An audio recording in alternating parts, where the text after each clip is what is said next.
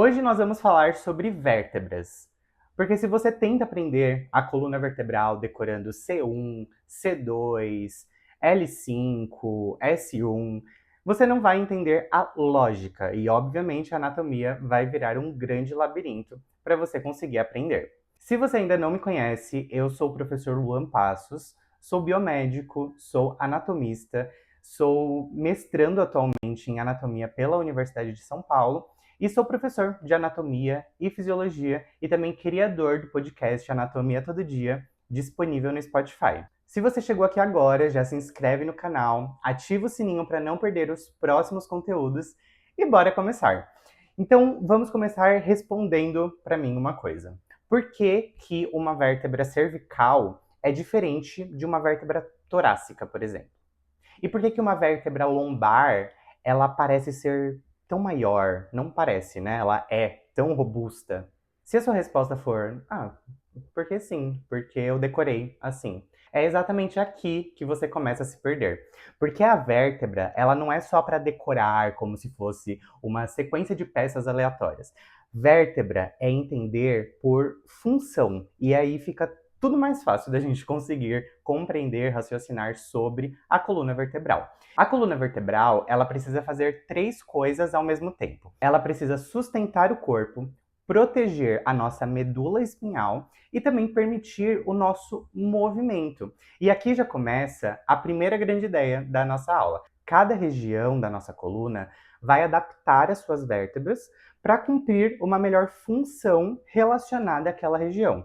Então, antes da gente falar sobre cervical, torácica, lombar propriamente dita, a gente vai entender primeiro o que toda vértebra tem em comum. Imagine uma vértebra na sua mão.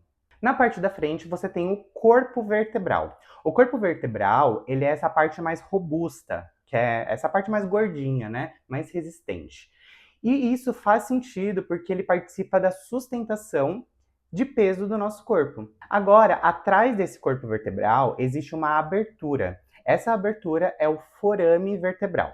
Quando várias vértebras vão ficando empilhadas uma em cima das outras, esses forames eles vão formar um canal. E esse canal é o que vai proteger a nossa medula espinhal. Então, olha que bonito. O corpo vertebral ele vai sustentar e o forame vertebral, ele vai proteger.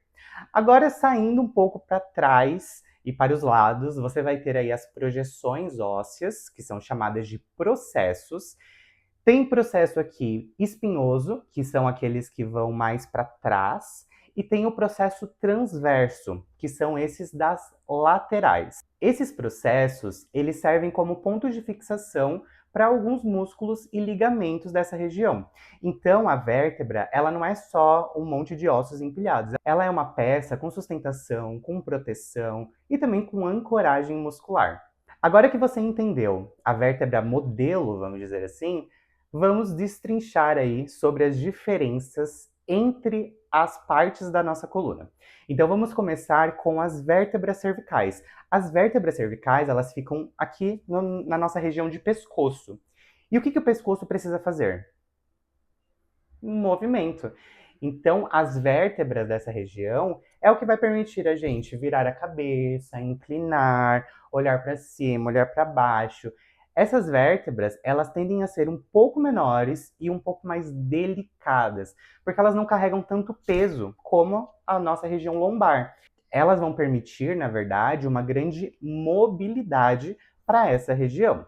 Aqui, a gente tem uma característica muito importante. As vértebras cervicais, elas possuem forames transversários, que são aí aberturas nos processos transversos, por onde vão passar vasos muito importantes, especialmente relacionados à circulação para a nossa região de cabeça. Então, quando você olhar para uma vértebra e ver esses furinhos laterais, já pensa aí coluna cervical.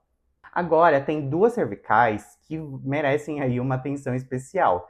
A primeira vértebra cervical, a C1, ela é conhecida, tem um nome específico para ela, um nome próprio, e ela se chama Atlas. Pensa no Atlas como uma base que sustenta o nosso crânio. O nome já ajuda na mitologia. Atlas, ele carregava o mundo, e aqui o Atlas, ele sustenta a nossa cabeça. Ele não é uma vértebra muito comum. Ele não tem aí o corpo vertebral, que é típico, como nas outras vértebras, e ele funciona como um anel de sustentação. Logo abaixo do Atlas vem o áxis, que é a nossa C2. O áxis, ele tem uma projeção que é chamada dente do áxis, ou processo odontoide. Essa estrutura é o que vai permitir o movimento de rotação da nossa cabeça. Então, sabe quando você faz o não com a cabeça? Esse movimento, ele depende muito dessa relação entre o atlas e o axis. Então, agora percebe como tudo faz sentido nessa região? A cervical, ela não é só C1 a C7. Cervical é mobilidade, é suporte de cabeça, é passagem de estruturas muito importantes.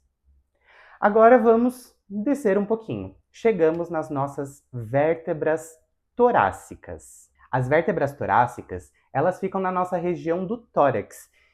E qual é a grande estrutura associada ao nosso tórax? As costelas, exatamente. Então a principal dica para a gente entender a vértebra torácica é justamente essa. Ela se articula com as nossas costelas.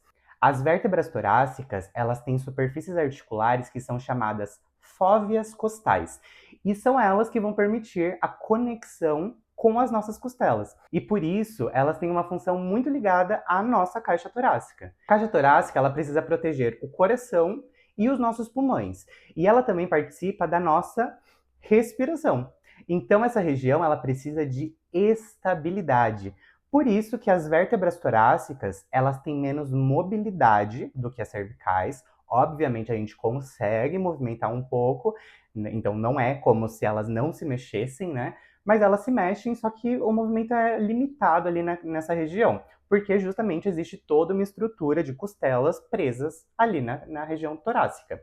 Então, se a cervical ela é mais relacionada à mobilidade, a torácica ela já vai ser mais relacionada à proteção, à própria estabilidade. E se a gente descer mais um pouquinho, agora a gente chega nas nossas vértebras lombares. As vértebras lombares, elas ficam na parte inferior da nossa coluna, a região conhecida aí como região lombar mesmo. E aqui, para a gente entender, a pergunta é: o que essa região precisa suportar?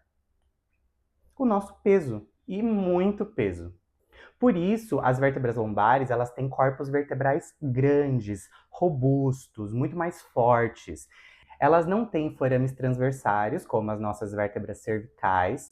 Elas não se articulam com as nossas costelas, como as vértebras torácicas, mas a estrutura dela foi feita mais para suportar carga. Então, imagina a coluna aí como uma pilha de ossos. Quanto mais você desce ali na coluna, mais peso essa estrutura precisa suportar. Então faz sentido que as lombares elas sejam um pouco maiores do que as demais vértebras. A cervical, ela é leve e ela é móvel. A torácica, ela é mais estável, ligada ali às nossas costelas. E a lombar, ela é forte, ela suporta carga. Então, se você guardar essa lógica, você já destravou metade da coluna vertebral. Agora vamos falar de uma coisa que confunde muita gente: o disco intervertebral. Entre os corpos das vértebras existem os discos intervertebrais. Então, nessa região, a gente não tem osso batendo no osso. A gente tem uma articulação nessa região que vai separar uma vértebra de outra. Eles vão funcionar ali como amortecedores, mas não pensa neles como qualquer almofada ali naquela região. Eles vão distribuir pressão, eles vão absorver impactos que a gente tem muito nessa região. Eles vão ajudar também na mobilidade da nossa coluna. Então, para a gente se movimentar, a gente precisa desses discos. Então, quando você anda, quando você pula, quando você senta, levanta, carrega peso, todas essas informações que a gente está trazendo, os discos eles vão participar da mecânica da nossa coluna. Isso já conecta diretamente com a prática clínica.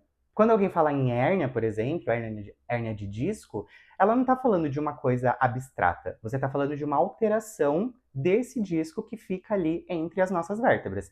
E dependendo da região que está essa compressão, por conta dessa hérnia de disco, pode haver uma dor muito grande, um formigamento em alguma região, perda de força, alteração sensitiva, então de sensibilidade mesmo. Então agora a anatomia ela fica prática, porque você entende que a vértebra ela protege a medula e nervos também, mas ela também está muito próxima de estruturas que podem ser comprimidas. Agora faz uma visualização mental aqui comigo. Imagina a sua coluna como uma torre extremamente flexível, que consegue ali se movimentar. Cada vértebra dessa torre é uma peça. Na frente temos os corpos vertebrais, que vão estar ali sustentando o peso. No meio, a gente vai ter um canal protegendo a medula espinhal. E entre as peças, a gente vai ter discos que vão ali amortecer o impacto. Atrás e nas laterais, a gente vai ter processos que vão servir de encaixes para músculos, para ligamentos. Isso é estudar vértebras sem decorar. Então, o jeito certo é sempre se perguntar qual é a função dessa região. Se precisa movimentar a cabeça, por exemplo, a estrutura provavelmente vai favorecer a mobilidade. Se ela precisa proteger órgãos internos, junto com as costelas, no caso, que você vai favorecer uma estabilidade. Se você precisa sustentar um peso corporal, se você precisa sustentar as próprias vértebras, ela vai ficando mais robusta. A anatomia, ela sempre deixa algumas pistas pelo caminho. Você só precisa aprender a ler essas pistas. Agora, na prática, por que isso importa? Importa porque a coluna, ela aparece em praticamente tudo na área da saúde. Na postura, na dor, em alterações cervicais, em dores lombares, em compressões nervosas, em imagens de raio-x, tomografia, ressonância. Quando você olha uma imagem, por exemplo, e entende a lógica da vértebra, você não fica perdido procurando nomes, você reconhece os padrões. E aí você consegue até fazer diferenciações entre as próprias vértebras. Se você pensa, essa vértebra é pequena, tem forame transversário, ela está na região do pescoço. E é a vértebra cervical. Essa daqui já tem mais relação com a costela, então ela é a vértebra torácica. Essa daqui ela já é mais robusta, com um corpo mais volumoso, então é relacionada à lombar. E pronto, a anatomia ela começa a falar diretamente com você. Agora, para a gente fechar, vamos organizar a ideia principal, porque toda vértebra tem uma lógica geral. O corpo para sustentação, o forame para proteção, os processos para fixação dos músculos e dos ligamentos daquela região, e depois cada região vai se adaptar a esse modelo. As cervicais, elas são menores, elas são móveis, elas têm forames transversários. As torácicas, elas se articulam diretamente com as nossas costelas e vão dar estabilidade para a nossa região de tórax. Já as lombares, elas são grandes, elas são fortes, preparadas ali para uma carga. Se você entender isso, você não precisa começar pelo decoreba. Você começa justamente pela lógica desse processo. E quando a lógica entra, o nome fica muito mais fácil.